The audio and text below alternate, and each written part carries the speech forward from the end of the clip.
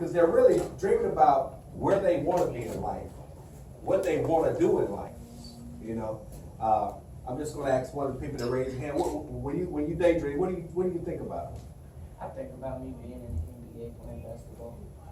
Think about himself being in the NBA playing basketball. That's big. And a lot of people like LeBron James, Kevin Durant, Isaiah Thomas, all those guys sat in the class dreaming the same thing. Now, I'm going to go back to when I was 13 years old.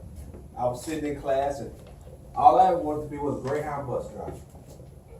Y'all look at me like, a Greyhound bus driver? Yeah, it was something about the Greyhound bus. It was something about whenever you was on the bus and you rode in the city and you get on the microphone and say, next stop, Little Rock, Arkansas. We'll have a 20-minute wait here, and we'll be on our way to Dallas, Texas.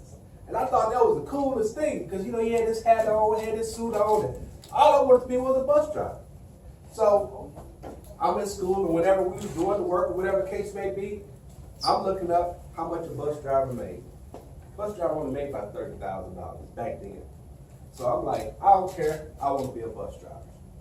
So, like I said, as a kid, you know, it's a lot of times we find ourselves being attached to what everybody else is doing. Well, if you do what everybody else is doing, everybody's going to be the same. But for those in here who want to be different, who want to set themselves apart, it's okay to be the odd guy. It's okay to be the odd guy because what you're doing is you're sitting back and you're watching what others are doing. And you'll be able to comprehend the good things that they're doing as well as the bad things that they're doing. So it's okay to stand alone and just sit back and watch. That's one of the things that I talk to my daughter about. I said, you know what? You don't have to be in the in crowd. Someone has to be the leader. Everybody can't be a follower, you know. So what I'm here today is to talk about business, to talk about what it's going to take for you to get to that next level. And I'm here to say right now, today, before you progress in life, what it's going to take for you to get to the next level is you got to have respect for your parents. I hope everybody's writing that down, because that's one of the key things that you're going to need to move to the next level. You have to respect your parents. Your parents work very hard. As I look across the room and I look on the floor, there's a bunch of Jordans on the floor, and a bunch of Nikes and Keds and all kind of cool little shoes. They're not free. Your parents get up every morning and go to work to provide these nice things for you. So you have to show some type of appreciation. By doing that, when they tell you to get up, clean your room, do it. Because when you say, hey, mama, I want the KD, she gonna go work overtime so she can get it for you. Because she want her babies to look nice, right? So you gotta respect your parents. Secondly, when you come out to the school, your teachers, the staff, they have a job here. You have to show them respect. They care about you. They have a job to do just like your parents do. So if they're not teaching you, then you're not learning.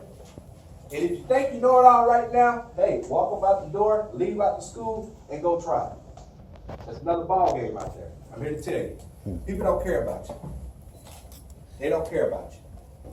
Your parents, your teachers, they care about you. So the key thing is going to be respect. That's going to help you get to the next level. That's going to help you become the NBA player. That's going to help you become the doctors and the lawyers that I look around the room and I see there's potential to be. It's going to help you become the next president. Because our next president could be sitting in this room right here. Male or female. If you want it, it's here. But you got to have respect. All right? So, graduated high school. I wasn't top of the class. I think I was maybe 115 out of 170 or something like that. You know, I didn't go to college. After high school, I was done. I won't see no more school.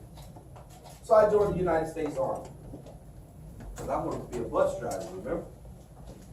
So I became a truck driver in the Army to learn how to drive the big vehicles and drive a bus, hopefully drive a bus. Well, after getting in the Army, I saw that, you know what? This whole driving thing ain't me. Especially at 50 miles an hour, 60 miles an hour.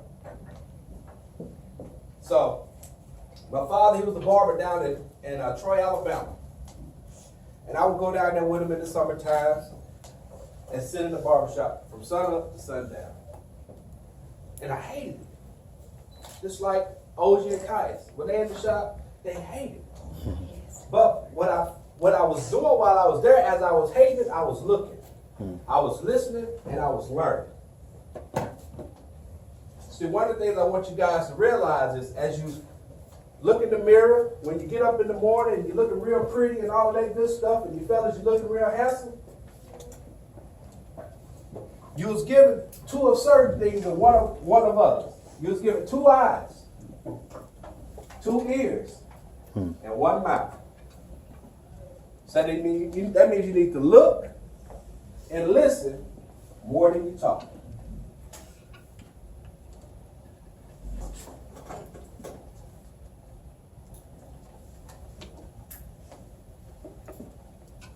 So that's what I was doing. I was sitting back with my father and I was watching how he done things and how he interacted with people and this, that, and the third.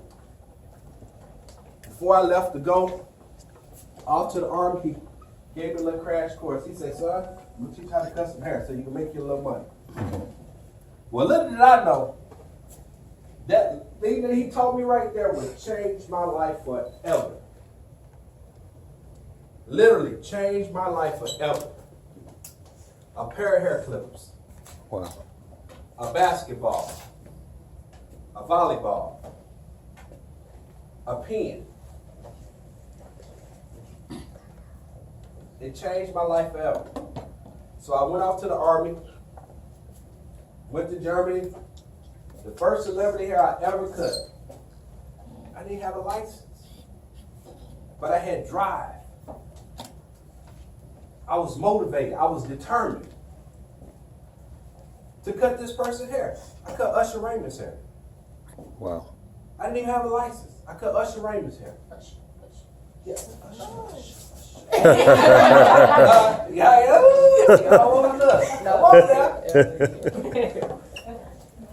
But guys will tell me when I say, man, I want to cut Usher hair. They'll say, hey man, you ain't gonna be able to cut Usher hair. And that's what I want you guys to realize, that as you talk to your friends and your buddies and sometimes your relatives, you say, hey, I want to do this and I want to do that. Oh, you're not going to be able to do this. You're not smart enough to do that. Don't let them be a deterrence in your life. That's right. Don't let them tell you what you can't do. Know that deep down inside that you can do it.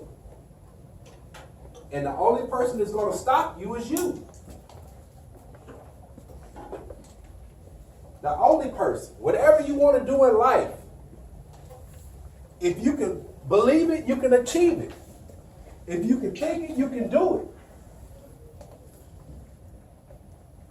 So they're like, you're not going to be able to cut Usher hair. Well, when I came back with the pictures of me and Usher, bye-yow.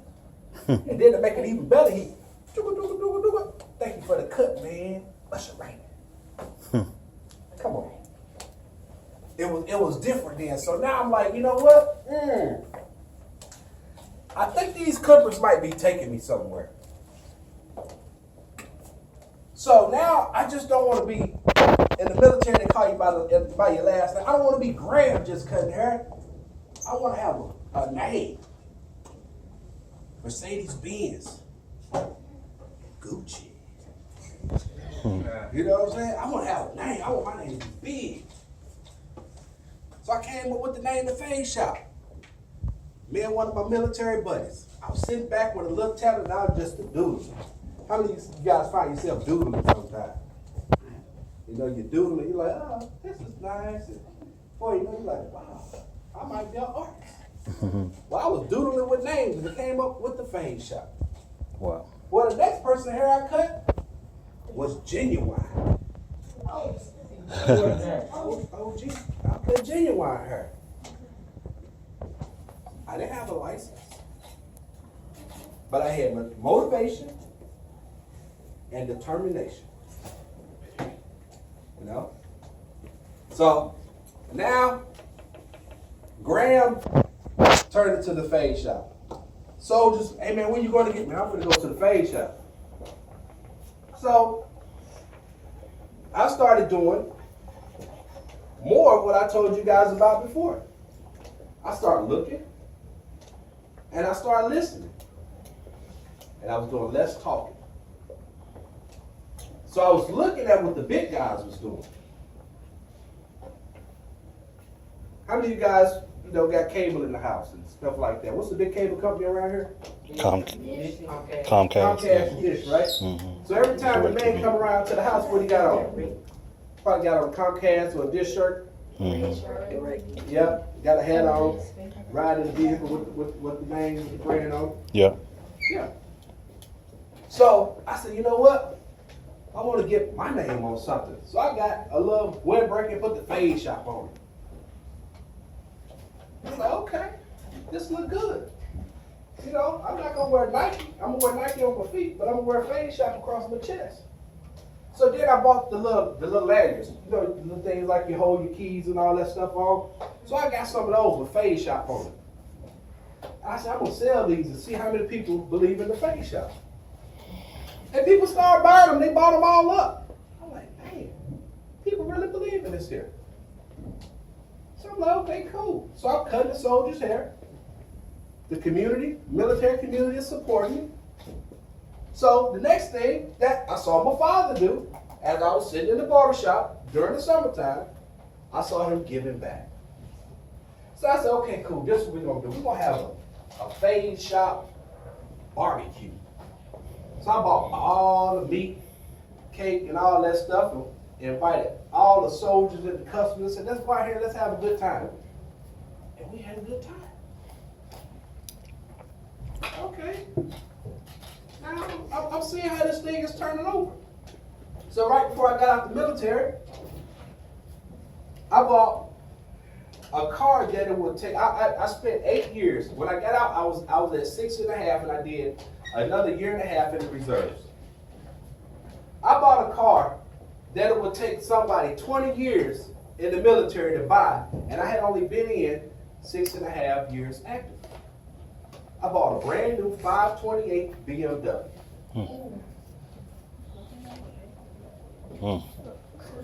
So when I looked at what I was making in the military and what I was making cutting hair, I was only cutting hair a couple hours a night. But I had made more cutting hair than I did while I was in the Army. And I was like, it's time for me to go. But of course you're going to have people say, the naysayers, you don't need to get out. There's nothing out there. Mm-hmm. You need to make this a career. And I was like, no, me and the Fade Shop, we're leaving.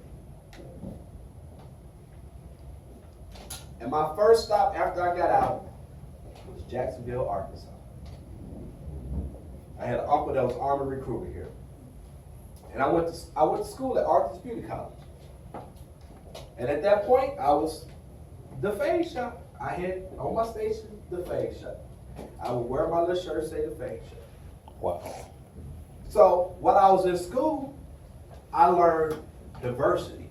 I learned how to cut hair like yours. I learned how to do hair like yours. I learned more. Yeah, I learned how to do OG hair too.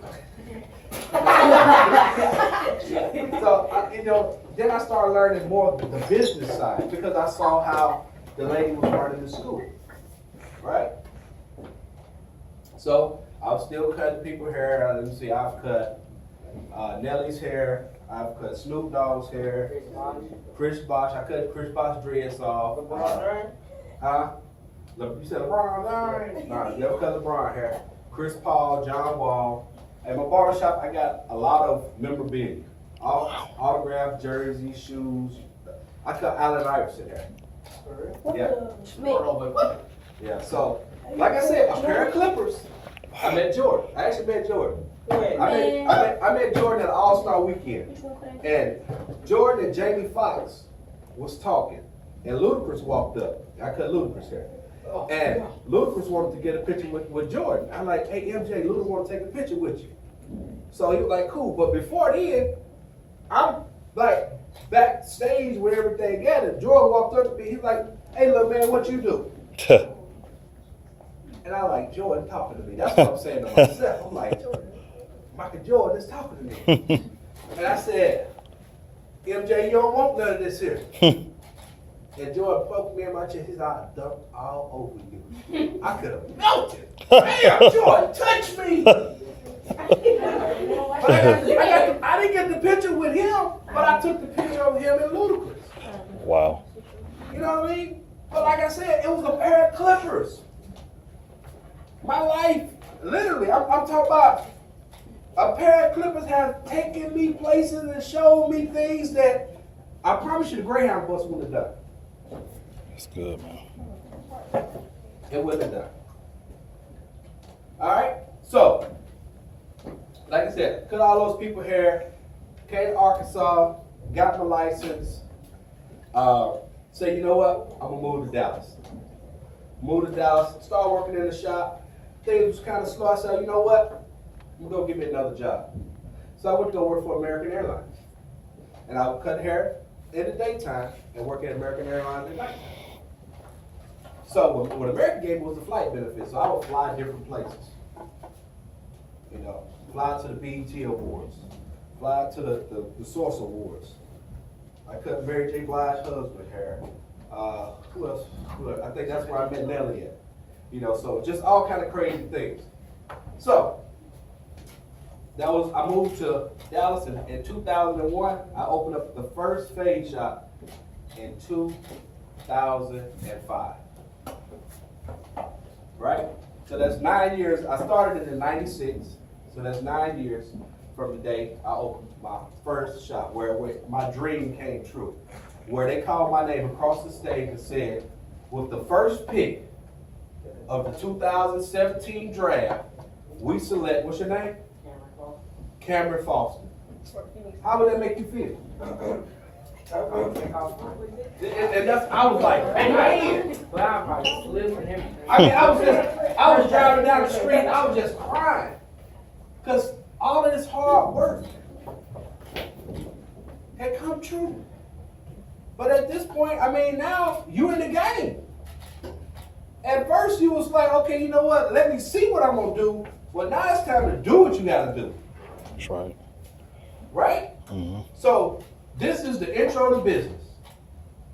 So I started taking the things that I saw my father do, the things that I started doing, the things that I saw other people do. I started marketing. I'll pass it out the car. Hey, how you doing, sir? How you doing, man? When you get your hair cut? When you start to get your hair cut? Well, come on, bring them out to the fade shop. So people start working in there. People start liking the atmosphere of the fade shop. Mm-hmm. How many of you guys go to a barber shop where it's a lot of rigmarole going around? A lot of cussing, all that stuff. All that. All that. Okay, you don't find it at the fade shop. Mm-hmm. You don't find it at the fade shop. I wanted the atmosphere to be respectful. Remember that word? Respect, yeah. I wanted it to be as if my mother was sitting there all day long. If you sit in a chair and there's no chairs available and a woman come in, I don't have to tell nobody to get up. Ma'am, you can have my seat. We groom young boys to become great men. All right? But the foundation is to be respected. That's your foundation. So I'm gonna ask across the room real quick. I know Cam want to be a basketball player. Man, what do you want to be? WNBA player. That is so you're that close to it. You're that close to it. I'm gonna ask you a question. Do you practice after practice, or you just practice at practice? Practice after. There's no traffic on the extra mile. Ooh. Say that again so they can write that down. Yeah. There's no traffic on the extra mile.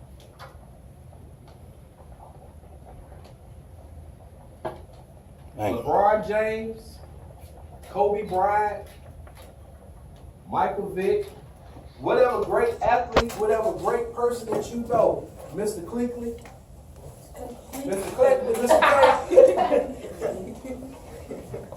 he didn't get where he is today because he did what everybody else did. He did a little bit more. He did a little bit more. Think about it. Mr. K, he come to work at 7 o'clock when everybody else come to work. He get off at 5 o'clock when everybody get off. How hard is it to get out the parking lot? It's extra. It's extra hard, right?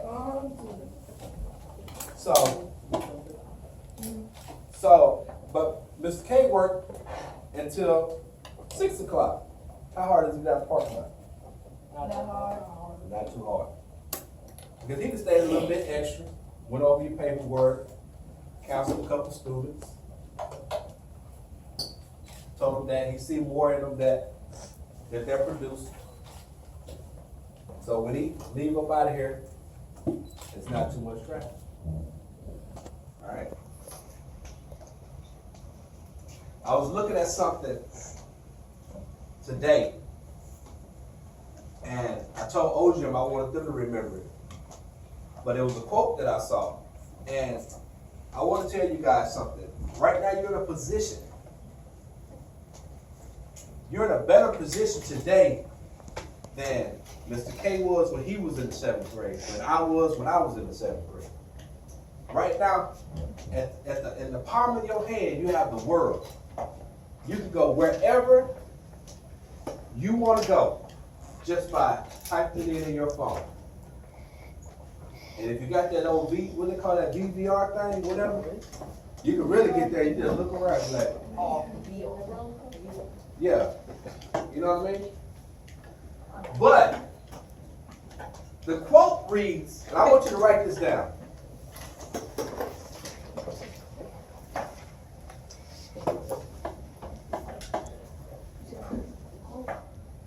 No, I'm going to give you a quote.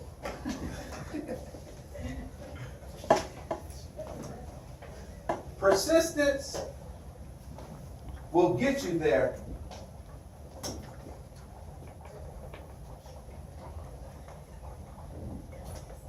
Consistence will keep you there. That's good.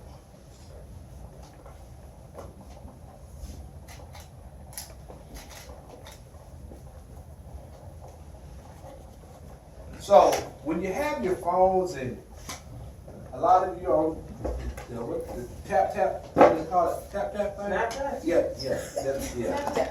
Yeah, see, I'm old school. Look, I don't really know how to work this here. But you got the Snapchat, and you got the Instagram, and you got the Facebook. Let this phone do more for you than you're going to do for it. In my barbershop, I have a sign. And it says, your thoughts. What you think become your words.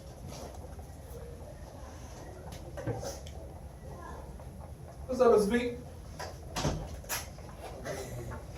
Your words become your actions. Right there.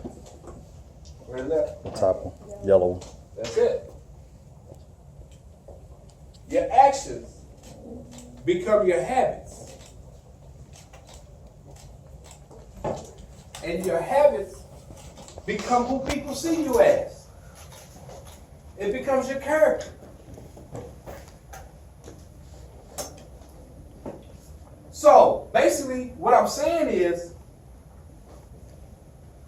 whatever you read,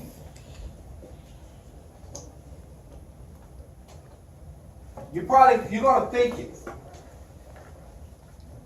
Whatever you're thinking, you're gonna do it. Whatever you're doing, it's gonna become a habit. And that's what people will see you as. So if you read positive,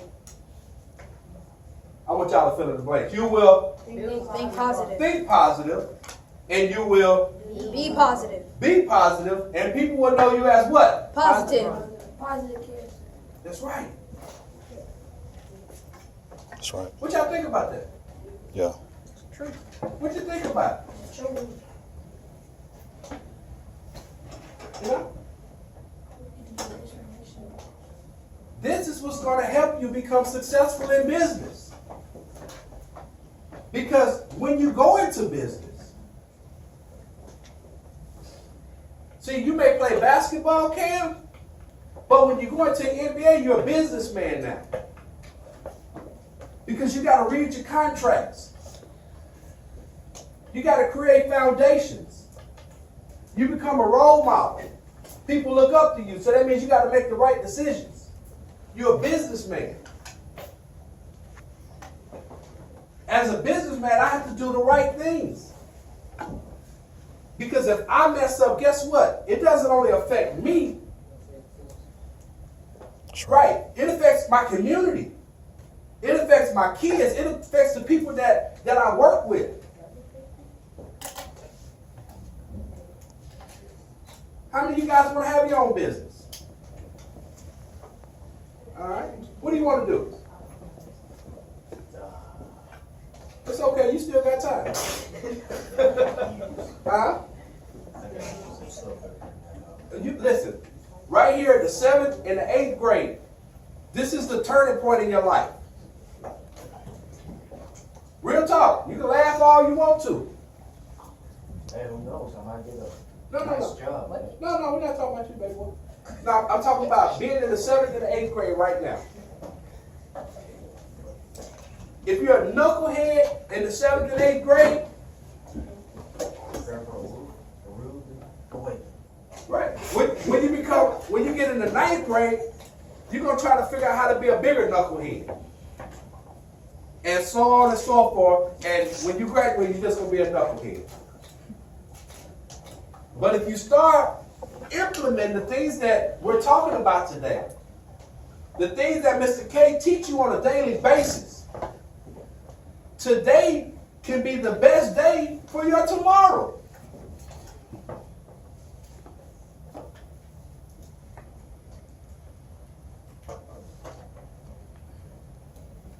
I used to work at the courthouse when I was a kid. And a guy, he had a sign that I remember to this day on his desk.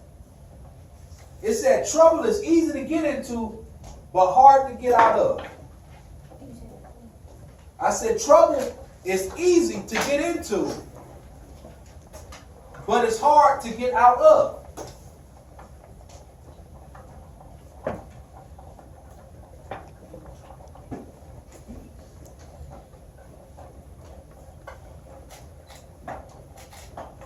You want to be a positive person for yourself, for your family, and for your community.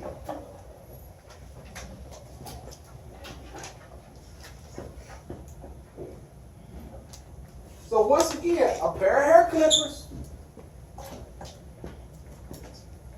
I just took Caius, my son. His favorite basketball player is LeBron James. I took him to go see LeBron play. What? We was on the floor. Kyrie was practicing, and Caius was sitting right there on the bench with Kyrie. Kyrie wanted to see LeBron so bad that he missed LeBron. We're in Indiana. They rolled a red carpet out for him. Ooh, man. LeBron was in the Pacers guest room. But he didn't go back there to see him because he thought he was going to come out and shoot around, but he had already done that. A pair of Clippers did that. Networking, talking to people. You can't do this all day long. You can't do this all day long. You're missing opportunities. There was another quote that I saw, and it's a good one. 1 year equals 365 opportunities.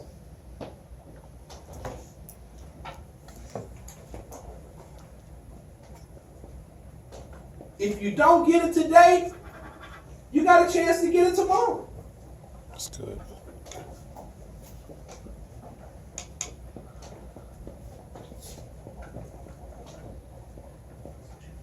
You are a blessed group of kids. You have people who love you. You have people who care for you.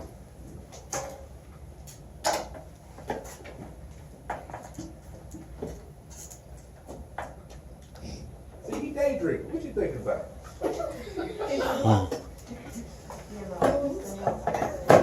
What are you thinking about? No,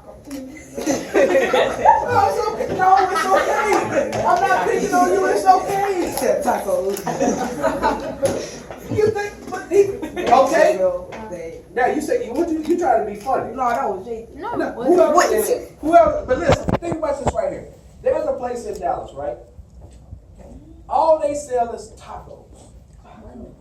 All they sell is tacos. It's a place called, if you're ever in Dallas, say, hey, take me to Fuel City.